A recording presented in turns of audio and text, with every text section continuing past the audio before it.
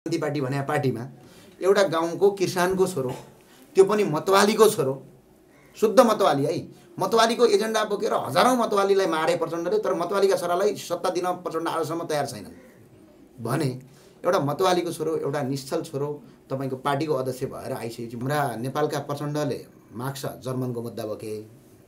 Marks त जर्मनका हुन् नि त। अकाल माओ भने चीनको मुद्दा बोके। अब रापरबाले यही देशको पृथ्वीनारायण शाहको मुद्दा बोकिरहेछन्।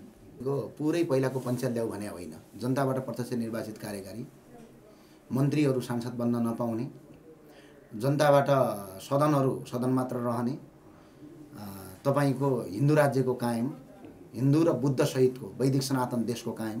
यो त नेपालमा त अब धेरै कम हो। हाम्रो तलब त धेरै कम भयो, किनभने तपाईको तलब कति छ? मेरो 50,000 का दरले मैले बुझे हो। 50,000 का दरले बुझ्दा मेरो वार्षिक 6 लाख हुन्छ। अब मसँगै अरू काम गर्ने साथीहरू, मेरै जो सिफ्टमा काम गर्ने साथीहरूले अलिकति समय बढिदिनुहुन्छ। उहाँहरूको एकजनाको तलब त 1,80,000 भन्दा बढी छ।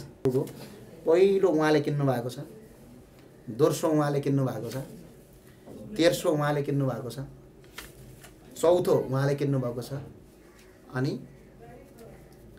पाँचौँमा मैले किनेको छु। 1 रुपैयाँ पनि दिएको छैन सर। हामीले कसैसँग लगेकै छैन। हाम्रो अभियानका लागि हामीले खर्च गर्छौँ। हाम्रो अभियानको आर्थिक नीति छ, यो हो आर्थिक नीति। तर ज्ञानेन्द्रजी, यो चाहिँ तपाईलाई मेरो सम्मान स्वरूपै खर्च स्वरूप भनेर दिँदैन? मैले मेरो सम्पत्ति देखाएँ। ल कार्यकर्ताहरू हो, तपाईलाई चुनौती हो यो। तपाईका नेताहरूको सम्पत्ति सार्वजनिक गर्ने हिम्मत राख्नुहोस्। ज्ञानेन्द्र सर, स्वागत छ। हस्, धन्यवाद। पछिल्लो समय यहाँले पार्टी खोल्ने जुन कुरा गर्नुभयो, पछिल्लो समय ज्ञानेन्द्र साई चाहिँ राष्ट्रिय प्रजातन्त्र पार्टीमा प्रवेश गर्दैछन् भन्ने जुन बाहिर चर्चा छ नि, के हो यो बात?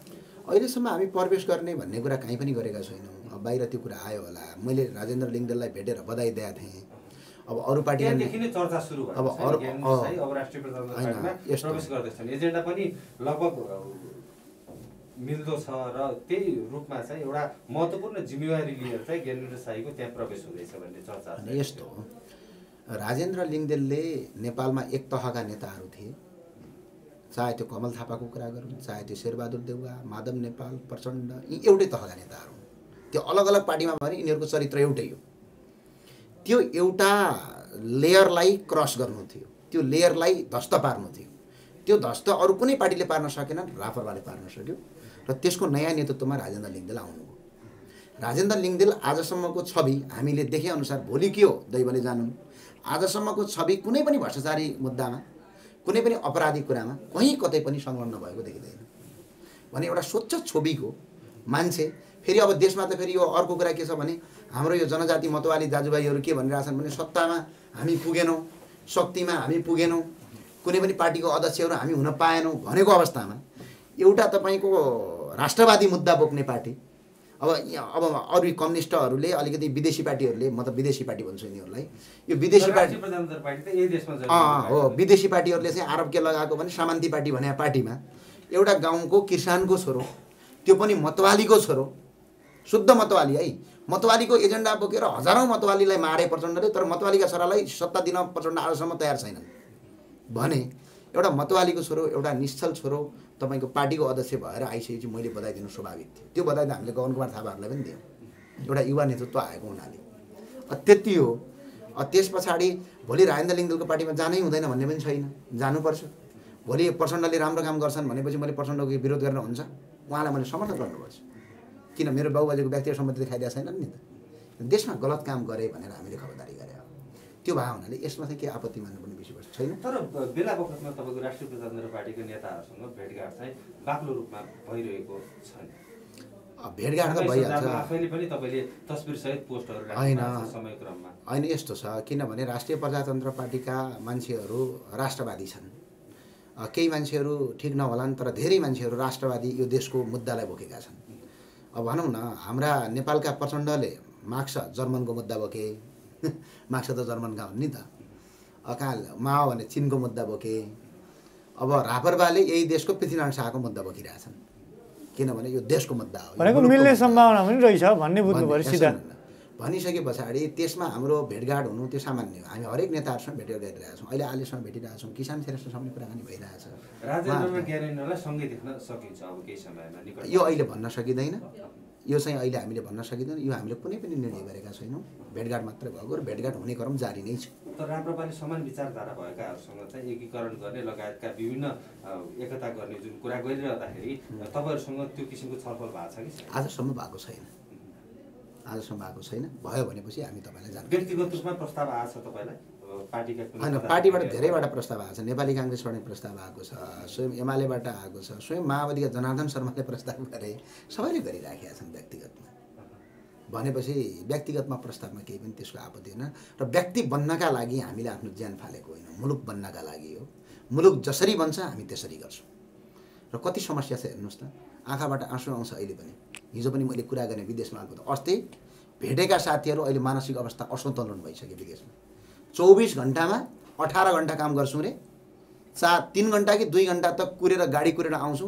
कुन ठाउँमा लगेर राखेको छ थाहा छैन। यस्तो अवस्था छ यो देशको, युवालाई बेरोजगार बनाएर। अब रोजगार दिने राजनीति गर्ने कि के गर्ने, त्यो गर्न आवश्यक छ। अब निर्वाचन नजिकै छ, निर्वाचनको लागि पार्टी खोल्ने तयारी पनि जुन अघि यहाँले अन्तर्वार्ताको क्रममा भन्नुभयो र यो राप्रपा प्रवेश गर्ने चर्चा पनि बाहिर जुन चलेको छ, यो बिचमा चाहिँ अब निर्वाचन भएको अवस्थामा पार्टी तपाईँले हाम्रो नेपाल हामी नेपालीलाई पार्टीको रूपमा अगाडि बढाउनु त्यो आफ्नो तरिकाले बढ्ने छँदैछ। यदि पार्टीको रूपमा चाहिँ अगाडि नबढेको अवस्थामा चाहिँ तपाईँको समर्थन चाहिँ कुन दल राजनीतिक दललाई हुन्छ? हाम्रो नेपाल हामी नेपाली होइन। यो किसिमको व्यवस्थाले मुलुक परिवर्तन गर्दैन भन्ने हुन्छ। यो किसिमको व्यवस्था भनेको मैले तपाईँको पुरै पहिलाको पञ्चायत ल्याऊ भने होइन। जनताबाट प्रत्यक्ष निर्वाचित कार्यकारी, मन्त्रीहरू सांसद बन्न नपाउने, जनताबाट सदन मात्र रहने, तपाईँको हिन्दू राज्यको कायम, हिन्दू र बुद्ध सहितको वैदिक सनातन देशको कायम। यो जो बिचको सङ्घीयता भनेर स्थानीय तहको खारेज होइन कि स्थानीय तह एज इट इज रहने, प्रदेशको खारेज गर्ने भन्ने मुद्दा जुन पार्टीले लिएर भ्रष्टाचारको अन्त्य गर्छौँ भन्छ, हाम्रो समर्थन तिनीहरूलाई। त्यो एजेन्डा त राप्रपाले उठाइरहेको छ। त्यो उठाउँछ भने समर्थन हुन्छ, के फरक पर्छ? कोही राप्रपाको सौतेनीको पार्टी त होइन, यही देशको पार्टी हो। पछिल्लो समय तपाईँ र मन्त्री आलेको साँठगाँठ बढेको हो? साँठगाँठ बढेको होइन, भेटघाट बढेको हो। हामीले भेटघाट गर्नुपर्ने पनि कारण थियो। भ्रष्टाचारीहरूलाई तह लगाउनका लागि हामीले डकुमेन्टेसन गरिरहेका छौँ। कहिले लाग्छन् भ्रष्टाचारी तह? एउटा त लगाइसक्नु भयो, करिब अब ठेक्कासम्म क्यान्सल गर्ने कुरा भइरहेछ।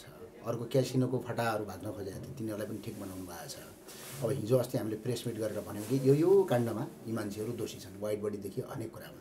यो कुरालाई अगाडि बढाउनुहोस् भन्ने कुरा चाहिँ हामी जनताको तर्फबाट छ। तपाईँहरूले दोषी देखाउनु हो, मन्त्री आलेले कारबाही गर्लान्? यस्तो दोषी हामीले भन्दा पनि यसमा शङ्का छ भनेर दोषी त ठहर गर्ने अदालत हो। तर यसमा शङ्का छ भने अनुसन्धानको दायरामा ल्याउन सकिन्छ, त्यो अधिकार चाहिँ मन्त्री आलेसँग छ। अरू मन्त्रीहरूलाई तपाईँहरूको पिट्टिकै विश्वास थिएन, मन्त्रीहरूसँग आश पनि थिएन। यसपालि आलेसँग चाहिँ आश छ होइन?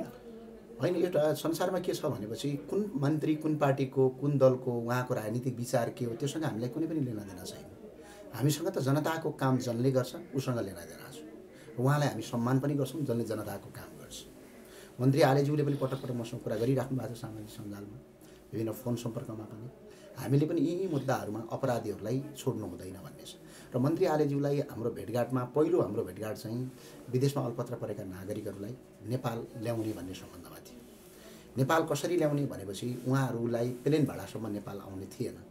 अब नेपाल वायुसेवा निगम नागरिक संस्कृति तथा नागरिक उड्डयन मन्त्रालय अन्तर्गत पर्ने भए हुँदा, त्यो मन्त्रालयको उहाँ सम्माननीय मन्त्री भएको हुँदा र त्यो प्लेनहरू चाहिँ यदि नेपाल सरकारले पठायो भने अल्पत्र परेका नागरिकलाई नेपाल ल्याउन सकिन्छ, जसको जीवन बचाउन सकिन्छ भन्ने उद्देश्यका साथ हामीले भेटेका थियौँ। दोस्रो पटक हाम्रो भेटघाट के को लागि भयो भने वाइट बडी लगायतका जुन नागरिक उड्डयन पर्यटन मन्त्रालयका ओम्नी काण्डदेखि लिएर दुनियाँ जुन त्यो तपाईँ कमिसन काण्ड थियो कोभिडको बेला, त्यो फ्लाइटहरू दिएर त्यो कमिसन खाने काण्ड जो योगेश भट्टराईले दोहोऱ्याउनु भयो, तिनीहरूका विरुद्धमा कारवाही गर्नुहोस् भनेर दोस्रो पटक भेटघाट थियो। तेस्रो पटक फेरि पनि हामीले ती नागरिकलाई पठाउनका लागि प्लेन कहिले पठाउने के गर्ने भन्ने हिसाबमा अहिले पनि छलफल चलिरहेको छ। अब हामीले राज्यमा कसैले राम्रो काम गर्छ भने उनीहरूलाई सम्मान गर्ने, कुन पार्टी कुन धर्म कुन विचार त्योसँग हाम्रो कुनै पनि लेनादेना छैन। तर यो बतास काण्डमै मन्त्री आलेमाथि धेरै नेताहरू रिसाए, शेरबहादुर देउवा रिसायो भने आजका भोलि मन्त्री आलेलाई निकाल्छन् अनि त्यसपछि सम्पूर्ण कामहरू प्रभावित हुन्छन् भन्छन् नि मान्छेहरू। शेरबहादुर देउवाले त्यसरी निकाल्नु भयो भने बदनाम शेरबहादुर देउवाको हुने हो, आलेको बदनाम हुँदैन।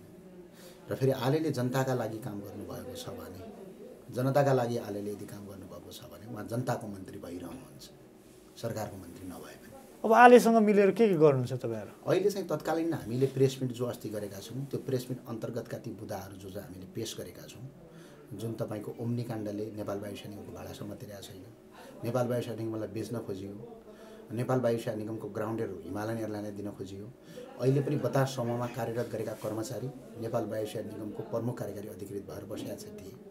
यिनीहरूको दोहोरो सम्पत्ति के हो त्यो गर्नु पर्यो र अनि राज्यलाई नै ठग्ने गरी, मुलुकलाई नै ठग्ने गरिकन नेपालका जति पनि तपाईँको आएर राजस्व, जति पनि नेपालका सम्पदाहरूलाई बेच्ने किसिमका जुन जुन निर्णय गर्ने कर्मचारीदेखि तल्लो तहको कर्मचारीदेखि माथिल्लो तहको मन्त्रीसम्मका लागि यिनीहरूलाई कारवाही गरेर कानुनी दायरामा ल्याउनका लागि हामीले आलेलाई पहल कदम, मन्त्रीजी आलेज्यूलाई पहल कदम अगाडि बढाइराखेका। कारवाही हुन्छ त? कारवाही हुन्छ त भन्ने होइन, कारवाही गर्नुपर्छ भन्ने हो। तर धेरै ठाउँमा समस्या देखाएर आजसम्म कारवाही नभएको समस्या त नेपालको कानुनमा छ, नीतिमा छ, तर यसको मतलब यो होइन कि नीतिमा समस्या छ भन्दैमा हामीले काम गर्न छोड्ने भन्ने कुरा त होइन नि। तर समस्या समाधान हुँदैन भने त त्यो त निराश लाग्दो कुरा हो नि त। जस्तो समस्या समाधान हुँदैन भने अहिले भर्खरै आलेज्यूले पछिल्लो पटक गरेको 13 करोड रुपियाँ त समाधान भयो त। 13 करोड भनेको सामान्य रकम त होइन नि, जो नेपालको राजस्वमा दाखिला भयो। 40 करोड त उठाए भन्नुभएको छ एउटा उसमा, त्यो पनि त पैसा हो नेपालको, त्यो पनि त दाखिला भयो। साना जुन जुन अधिकार क्षेत्रभित्र पर्ने कामहरू छ ती हुन्छन्। अधिकार क्षेत्रभन्दा बाहिर भएका कामलाई अगाडि बढाउने कुरा हो। हामी अभियन्ताका हिसाबले उहाँलाई मार्गदर्शन तयार गर्ने हो, यहाँ गलत छ भनेर हामीले देखाउने हो, एक्सन लिने मन्त्रीले हो। किसान श्रेष्ठ समन्वयलाई हामी मिलेर काम गरिराखेका छौँ। उहाँले त हिजो हाम्रो अभियानकै सहकार्यमा एउटा टिमै गठन गर्नुभयो, एउटा टिमै गठन भएको छ। आज पनि तपाईँको भर्खरै 26 जनाभन्दा बढी मान्छे नेपाल ल्याउन सफल भयौँ। 2-3 दिनभित्रै हामी त्यो अपराधीहरूलाई तपाईँको मानव बेचबिखनदेखि लिएर दुनियाँ मुद्दाहरूको तयारी हुँदैछ। काम गर्न आँटेपछि हुन्छ, यहाँ केही नहुने होइन, गर्न खोजे धेरै हुन्छ। तर विडम्बना हामी कस्तो देशमा जन्मेका छौँ भने कसरी रुन्छन् दाजुभाइ थाहा छ? तपाईँ हामीसँग सँगै बसेर सँगै खाएका, हिजो अस्ति हाम्रो कार्यालयमा आएका, तपाईँसँग कहीँ बाटोमा भेटिएका हट्टाकट्ठा मान्छेहरू मानसिक रूपमा छेद विच्छेद भएका छन् विदेशमा गएर। अझै नेपालका जनता सुध्रिएनन्, अझै यी नेताहरूलाई भोट दिएर अगाडि बढाइयो भने हालत त देश खतम हुन्छ। सुध्रिने दिन कहिले त? अब आउने चुनावबाट परिवर्तन गर्न सक्नुपर्छ। यसपालिको चुनाव लड्ने गरी तपाईँहरू पनि पार्टीमा परिणत हुने तयारी गर्दै हुनुहुन्छ अरे हो? हामीले अस्ति प्रेस मिट पनि गऱ्यौँ र अहिले पनि के भन्छ भने यो देशको सबभन्दा ठुलो समस्या भनेको के हो भने राजनीति हो। राजनीतिक फोहोरी खेल हो। राजनीतिक फोहोरी खेल भन्दा तर एउटा कुरा सुन्नु न, राजनीतिक फोहोरी खेल हो। संसारमा कुनै पनि देश विकासित बन्ने र अल्पविकसित बन्ने, कुनै पनि देशको विकास हुने, कुनै पनि देशको विनाश हुने कारण भनेको राजनीतिक नै हो। राम्रो राजनीतिक भयो भने त्यो देशहरू विकासमा जान्छन् र नराम्रो राजनीतिक भयो भने त्यो देश अलमत जान्छन्। तर राजनीतिक निकास नगरिकन कुनै युट्युबमा र टेलिभिजनमा बोलेकै भरमा देश चाहिँ परिवर्तन हुँदैन। यो ध्रुव सत्य कुरा हो, त्यो सत्यलाई हामीले स्वीकार्नुपर्छ। तर ज्ञानेन्द्र साईलाई त जनताले, ज्ञानेन्द्र साई चाहिँ पार्टीभन्दा फरक हो अथवा ऊ चाहिँ कुनै पनि पार्टीमा छैन, त्यसकारण पार्टीमा नभएका पार्टीबाट अगाइसकेका जनताले ज्ञानेन्द्र साईलाई विश्वास गरेका थिए। अब भोलि फेरि ज्ञानेन्द्र साई पार्टीमा आउँदा त तपाईँले पार्टी भन्ने नै खराब होइन क्या, त्यो पार्टीभित्रका चरित्र खराब हुन्। तर प्रवृत्ति त्यही दोहोरियो, प्रवृत्ति खराब हुन्। यसको मतलब पार्टीभित्र खराब भइदिए भए आज मन्त्री आले पनि त खराब हुनुपर्ने। त्यही पार्टीका कतिपय नेताहरू खराब छन्। कतिपय नेताको अहिले हामीले तिनै पार्टीभित्रका कतिपय नेता मन्त्री आलेसँगै एउटै पार्टी र एउटै सङ्गठनमा बसेका मान्छेको हामीले नाम सुन्न नसक्ने अवस्थामा छन् नेपाली जनताले। तर आज मन्त्री आलेले राम्रो काम गरेपछि जनताले समर्थन गरेन। त्यो पार्टी खराब होइन नि त, विचार खराब होइन नि त, खराब पद्धति हो। त्यो पद्धतिको सुरुवात गर्नुपर्छ। कसै न कसै यो बाबा पोखरीमा फोहोर छ अनि डिलमा बस्ने, फोहोर छ भनेर कराउने कि त्यहाँभित्र छिरेर सफा गर्ने। आफूलाई किचड लाग्छ नि, अवश्य किचड लाग्छ। त्यहाँ सिसा पनि होला, खुट्टा गाड्छ, त्यहाँ हिलो पनि होला, खुट्टा गाडिन्छ, तर सफा त हुन्छ नि। भनेको एकचोटि तपाईँ पनि त्यो फोहोरमा छिर्ने तयारी गर्दै हुन्छ। नेपाली नागरिक र नेपाली जनता जति पनि समर्थकहरूले जे भन्नुहुन्छ हामी त्यही गर्छौँ भनेर हामीले अहिले फरम ओपन खुला गरेका छौँ। के कमेन्ट आइरहेको, के भन्छन् जनता? अब यो किसिमले धेरै साथीहरूले चाहिँ तपाईँको राजनीतिक परिवर्तन गरेरै मुलुकलाई विकास गर्न सकिन्छ, यिनीहरूलाई सत्ता र शक्तिबाट नफाल्दासम्म यी भ्रष्टहरूलाई देश विकास हुँदैन भन्ने नै सबभन्दा बढी कमेन्ट छ। त्यो कमेन्ट अनुसार आउँदो चुनाव यहाँहरू लड्ने तयारीमा हुनुहुन्छ? तयारी अहिले भन्न मिल्दैन, किनभने हामी विचार गर्दैछौँ भन्न मिल्छ। भनेको अब चुनाव पनि नजिकिँदैछ, चुनावको पनि तयारी हुँदा तपाईँहरू पनि भित्रभित्रै आन्तरिक तयारीमा जुट्नु भएको छ। हामीहरू होइन, तपाईँहरू पनि जुट्नुपर्छ। के यिनै पार्टीलाई फेरि पनि तपाईँ भोट हालेर अनि देश विकास हुन्छ त? कति वर्ष भयो हामीले भोट हाले? ठिकै छ, हाल भन त। विदेशमा अलपत्र परेको परै भइन्छ, सडक आज जानु खाल्डाखुल्डी बाहेक केही छैन, गाउँ गाउँमा भ्रष्टाचार बाहेक केही छैन, नेपालमा रोजगारीसम्म छैन। अहिले तपाईँको जिन्दगीको ग्यारेन्टी छैन। अनि के अब यिनीलाई सधैँ हाल्दै गर्ने त? अनि ल हाल्दै गरौँ न त। देश डुब्दै गर्छ, तपाईँ पनि भोट हाल्नुहोस्, हामी पनि भोट हालौँ, अरू मान्छे पनि यिनीलाई भोट हालौँ, देश डुबाउँदै गरौँ त। यो त तपाईँले पनि सोच्ने कुरा हो। तपाईँ पनि त युवा, पत्रकारभन्दा पहिला तपाईँ देशको नागरिक। यो देश आज हालत के छ तपाईँ त देख्नु भएको छ। तपाईँहरूका त 4वटा आँखा हुन्छन्, हाम्रा त 2टा आँखा। चस्मा लगाए 4वटा भन्नु होला। तपाईँको त एउटा क्यामेराका आँखा अनि तपाईँको आफ्नै आँखा हुन्छन्। तपाईँको आँखाहरूले त कैद गरेका छन्। आज पिच भएको बाटो 3 महिनाभन्दा बढी ठेक्काउँदैन। ठेकेदार खुलमखुला घुमिरहेको हुन्छ, त्यसलाई कारबाही हुँदैन। बलात्कार गरे हुन्छ, बलात्कारी खुलमखुला घुमाएछ, कारबाही हुँदैन। देशमा रोजगारी छैन। आज हाँस्ने खेल्ने साथी 2 दिनपछि मेन्टल तपाईँको मानसिक रोगी भएर फर्किन्छ। त्यो अवस्था छ देशमा। हरेक दिन युवाहरूलाई बेच्नुपर्ने अवस्था छ। प्रत्येक दिन भ्रष्टाचारले जरो गाडेको छ। अन्याय, अत्याचार, हिंसा, बलात्कार, यो देशमा केही पनि नहुने अवस्था सृजित भइसक्यो। अझै यिनै पार्टीलाई भोट हाल्ने अनि हामी तल बसेर तमासा हेरेर बस्ने। यो कुरा गरिरहँदा नि ज्ञानेन्द्र शाहीलाई धेरै जनताले विश्वास गरे, अहिले पनि विश्वास गरिरहेछन्। तर पछिल्लो समय तपाईँमाथि आरोप के लाग्यो भने जनताका लागि बोल्ने ज्ञानेन्द्र शाहीले रातारात पैसा कमायो, करोडका गाडी चढ्छ अरे, काठमाडौँमै घर किन्यो अरे। ज्ञानेन्द्र शाहीको इन्कम स्रोत के हो भनेर मान्छेहरू सोधिरहेछन्। तपाईँले पनि बुझ्नुभयो होला। तपाईँले आज ढिला सोध्नुभयो। तपाईँले सोध्नुभन्दा अगाडि मैले सार्वजनिक गरिसकेँ। तर अहिले पनि सोधिरहेको छ नि मान्छेहरू। ठिक छ, यसको कुरा देखाउनुपर्छ। त्यो तपाईँले सोधेको क्वेसन जनताको क्वेसन हो, नागरिकको क्वेसन हो। म एउटा सार्वजनिक व्यक्ति भएको नाताले मैले मेरा हरेक हिसाब किताबहरू सार्वजनिक गर्नुपर्छ भन्ने नाताले नै मैले रिपोर्टर्स क्लबमा सार्वजनिक गरेको। त्यो मलाई कुनै सार्वजनिक व्यक्ति भनेर म कुनै सरकारको पदमा बसेका व्यक्ति होइन, कसैले गर भनेर गरे होइन। मैले स्वयं सार्वजनिक व्यक्ति भएपछि गर्नुपर्छ भनेर गरेको।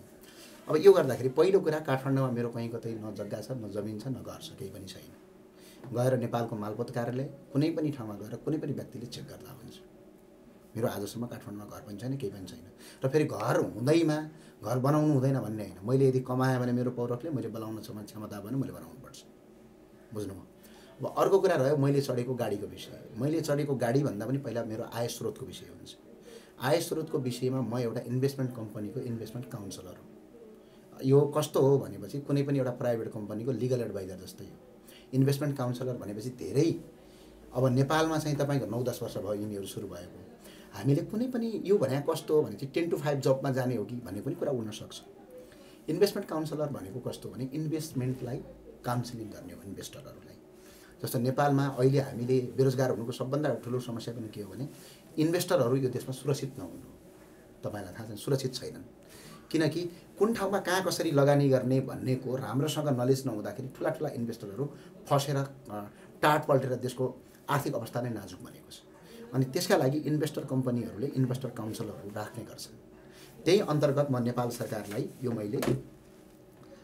सरकारलाई मैले आफूले खाएको तलबको बराबर कर तिरेको यो सिलेबस यो नेपाल सरकारको रिपोर्ट हो। नेपालको राजस्व कार्यालयमा गएर तपाईँले यो नम्बर हानेर यहाँ तलब खा छ कि छैन भनेर मजाले निकाल्न सकिन्छ। यो रेकर्ड हो। यसका लागि 10 to 4 काम गर्नु पर्दैन। हप्तामा 4-5 देखि 5-6 घन्टा समय छुटाइदिएपछि पुग्छ। हामीले इन्भेस्टमेन्टलाई काउन्सिलिङ गर्ने हो, कुनै सेमिनारमा काउन्सिलिङ गराउने हो, अर्थात् तपाईँ अनलाइन काउन्सिलिङ गराउने हो। हामीले यो हिसाबले गर्छौँ। यो जब फेरि गर्ने भनेको फाइनान्स पढेका र सिए पढेका बाहेकले गर्न सक्दैन, किनभने त्यो त्यसको फिल्ड हो। जस्तै डक्टरहरूले अपरेसन र चिकित्साको काम त डक्टर र मेडिकल पढेका मान्छेले बाहिर गर्न सक्दैन नि। त्यस्तै यो इन्भेस्टमेन्ट काउन्सिलिङ इन्भेस्टमेन्ट सम्बन्धी फाइनान्स र सिए पढेका मान्छेले गर्ने हो। अब भन्लान् कोही रन्न पारेका मान्छेले भोलि गर्न खोज्लान्, त्यो हुँदैन, सकिँदैन। त्यो हिसाबले हामीले गरिराखेका छौँ। अब यो त नेपालमा त अब धेरै कम हो। हाम्रो तलब त धेरै कम भयो, किनभने तपाईँको तलब कति छ?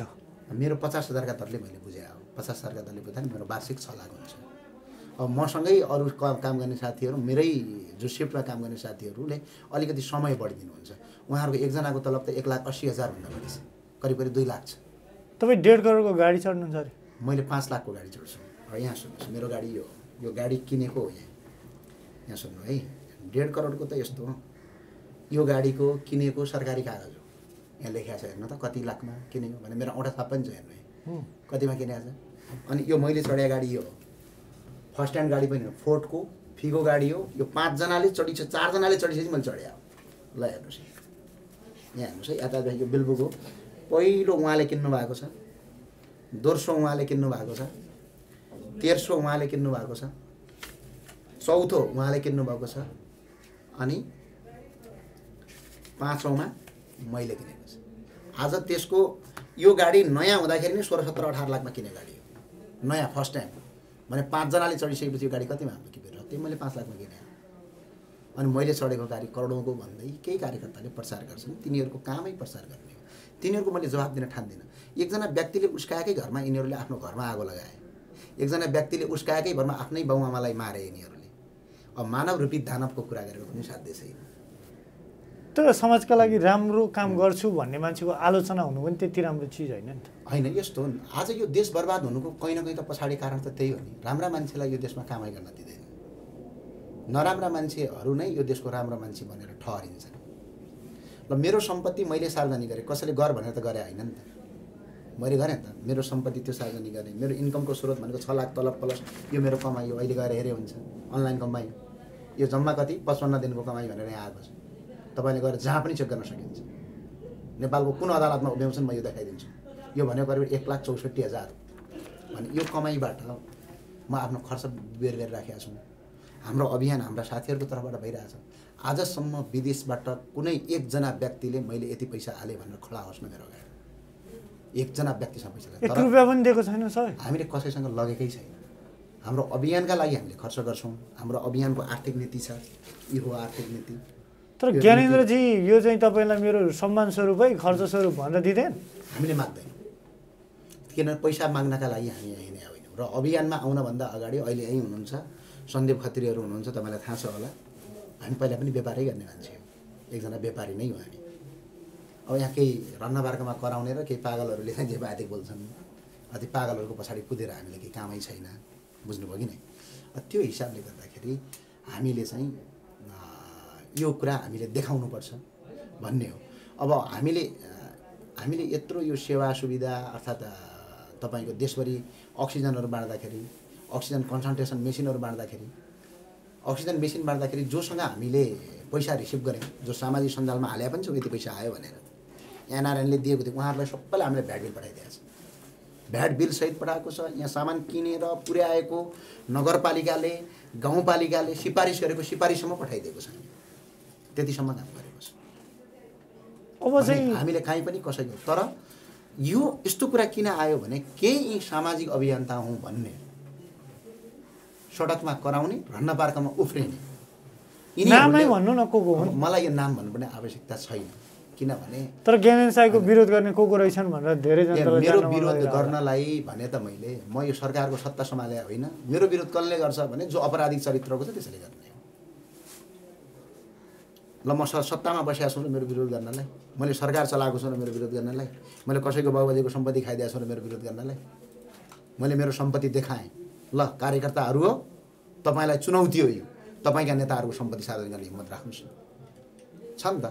हाम्रो अहिले शिक्षा मन्त्री आफ्नो छोरीलाई अमेरिका पढाउनुहुन्छ, अमेरिका त त्यत्तिकै गइँदैन। अमेरिका जानलाई त 20, 25, 30 लाख त तपाईँको उही लाग्छ, त्यहाँ खर्च कति होला देखाउनुहोस् न। अनन्तजी भर्खर विदेश उपचार गरेर आउनुभयो, ल देखाउनुहोस् न त उहाँको सम्पत्ति कहाँ हो। प्रचण्डजीहरू अरबौँ करोडको गाडी चढ्नुहुन्छ, प्रचण्डजीले फर्चुन गाडी देखाउनुहोस्। शेरबहादुर देवाजीले देखाउनुहोस्, माधव नेपालजीले देखाउनुहोस्। तपाईँहरू देखाउन लाउनै सक्नुहुन्न क्या?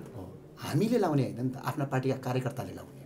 हामीले आफ्नो देखायौँ, उनका पार्टीका कार्यकर्ताहरूलाई मेरो क्वेसन उठाउनु, ल देखाउन लगाउनुहोस्, म तपाईँलाई स्वागत गर्छु। हामीले देखायौँ, हाम्रो चेक गर्नुहोस्, कुनै पनि ठाउँमा गएर चेक गर्नुहोस्। यदि गलत भेट्यो भने हामीलाई अदालतमा उभ्याउनुहोस्, हामी मुद्दा बोक्न तयार छौँ। हामीले देखाएको सम्पत्ति यदि गलत हो भने ध्रुव सत्य कुरा हामीले देखाइराखेका छौँ। किनभने यस्ता कुराहरूलाई चाहिँ तपाईँको हामीले मध्यनजर गर्नुपर्छ। लगभग अन्तिम चरणमा छौँ। अब अन्तिममा एउटा सिधा कुरा नघुमाइ भनिदिनु न, यसपालिको चुनाव चाहिँ तपाईँहरू लड्नुहुन्छ कि लड्नु? हामी तयारी गर्दैछौँ, किनभने चुनाव लड्नु भनेकै पाप गर्नु होइन। किनभने भ्रष्टाचारीलाई सधैँ भोडाल्नुभन्दा सदाचारी मान्छे अगाडि बढाउँ भन्ने हाम्रो उद्देश्य छ। तपाईँ पनि लड्नुहुन्छ? अब मैले लड्छु कि लड्दिनँ भन्ने अहिले डिसिसन गरेको छैन। अब तपाईँहरू जस्ता साथीभाइहरूले के भन्नुहुन्छ त्यही अनुसार हामी डिसिसन गर्छौँ। लड्दा कुन ठाउँबाट लड्ने तपाईँ? अब मेरो गृह जिल्ला जुम्ला छ, सुर्खेत छ, काठमाडौँ छ, जहाँ भन्छ म नेपालको नागरिक हो, नेपालको कुनै पनि ठाउँबाट लड्न सक्छु। सोच्नु होला नि त। त्यस्तो अहिले कुनै सोचाइ छैन। धेरै हस्, धन्यवाद। हस्।